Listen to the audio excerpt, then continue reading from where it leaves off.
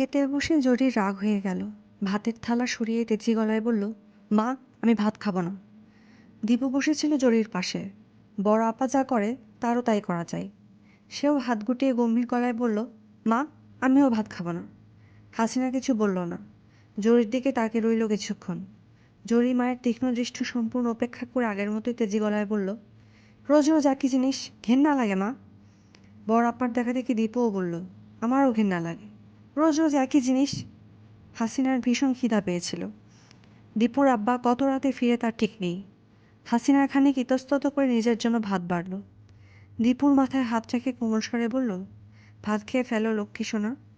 বড় আপা খাবে না? না, সে রাজকন্যা কি না পোলাও কোরমা ছাড়া খেতে পারে না। আমি পোলাও কোরমা খাবো মা। আচ্ছা খেও। দীপু আর চোখে বোনের দিকে তাকিয়ে ভাত মাখতে শুরু করল। জরি বলল, ডিম ভেজে দিলে খাবো। ডিম নেই। তাহলে কিন্তু আমি খাবো না। হাসিনা কিছু বলল না। জরি কিছুক্ষণ অপেক্ষা করে ফের বলল, আমি কিন্তু মা কাল সকালেও কিছু খাবো না। আচ্ছা, না খেলে কি করবো আমি? আমি তাহলে ঘুমোতে যাচ্ছি। জরি প্রায় ছুটে বেরিয়ে গেল। হাসিনা ছোট্ট একটি নিঃশ্বাস ফেলল। তার এই মেয়েটি বড্ড অভিমানী হয়েছে। খাওয়া নিয়ে কেউ এরকম করে? অন্য ছেলে মেয়েগুলি খুবই লক্ষ্মী। কোনো কিছু নেই, কোনো আবদার নেই। গত ঈদে দীপুকে কোনো কাপড় দিতে পারিনি। দীপুর আব্বা শুধু একজোড়া লাল মোজা দিয়েছিল ছেলেকে। তাই নিয়ে কি খুশি ছেলের। আর জরি গাল ফুলিয়ে বলেছে, বাবা, তোমাকে সিল্কের কাপড় আনতে বলেছি, তুমি এটা কি এনেছ? না, এ জামা আমি পরবো না। সে কি কান্না মেয়ের। দীপুর আব্বা ভীষণ মন খারাপ করেছিল সে। হাসিনাকে বলেছিল, মরে যেতে ইচ্ছা করে গো, ছেলে মেয়েগুলোর সামান্য শখও মেটাতে পারি না, ছি ছি। হাসিনা ভেবে পায় না জরি এমন অবুঝ হলো কী করে। বাবার রোজগারটাও তার চোখে পড়ে না। বছর না ঘুরতে মেট্রিক দিবে এই মেয়ে। সে একটু অন্যমনস্ক হয়ে পড়ল। দীপু বলল, আজ তুমি আমাদের সঙ্গে ভাত খেয়েছো মা? হ্যাঁ। কী জন্য খেয়েছো? তোমরা যে লক্ষ্মী সোনা, এই জন্য। ও, বুঝেছি। দীপুটা এমন করে কথা বলে, বড় মায়া লাগে হাসিনার। খাওয়া হয়ে যেতেই হাসিনা অসুস্থ পরীর জন্য দুধ গরম করতে বসল। পরী খুব অসুখে ভোগে।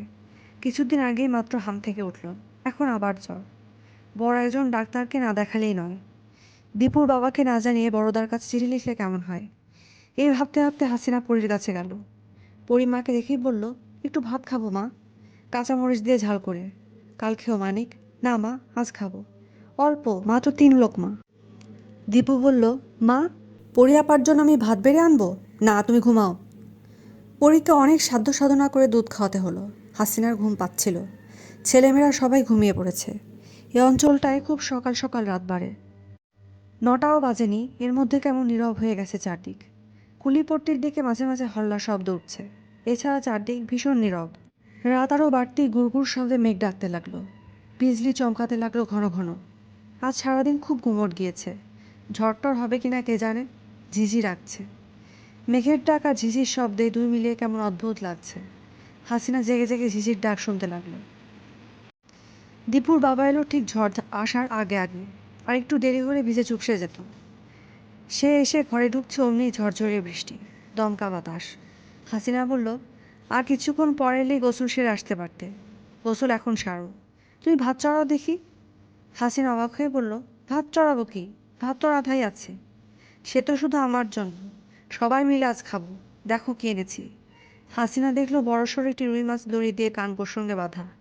হাসিনা বলল, উমা, হঠাৎ এত বড় মাছ, কি ব্যাপার? আছে একটা ব্যাপার। দীপুর বাবা রহস্যময় হাসি হাসতে লাগলো। আজ থেকে আমার 40 টাকা বেতন বেড়েছে।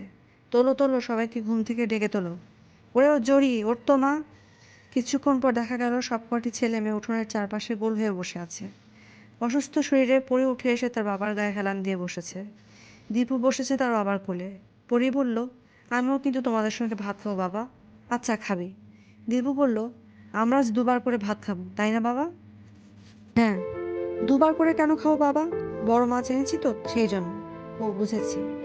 জরি মাছ ভেজে ভেজে থালায় রাখছিল। আনন্দে তার চোখ ঝলমল করছে। সে বলল, রোজ এরকম বড় মাছ হলে বেশ হয়, তাই না বাবা? হ্যাঁ, আমার জরিমা তাহলে খুব খুশি হয়। পরি বলল, রঞ্জু মামা গত বছর এর চেয়ে বড় একটা মাছ এনেছিল না মা? সেটা আরও কত বড়।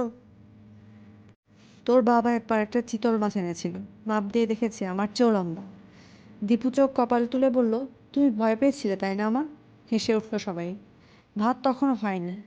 কাজে অনেকক্ষণ ধরে মাছ মারার গল্প হতে থাকে। দীপুর বাবা একসময় জিজ্ঞাসা করলেন, সবচেয়ে বড় মাছের নাম কি দীপু? চিতল মাছ বাবা।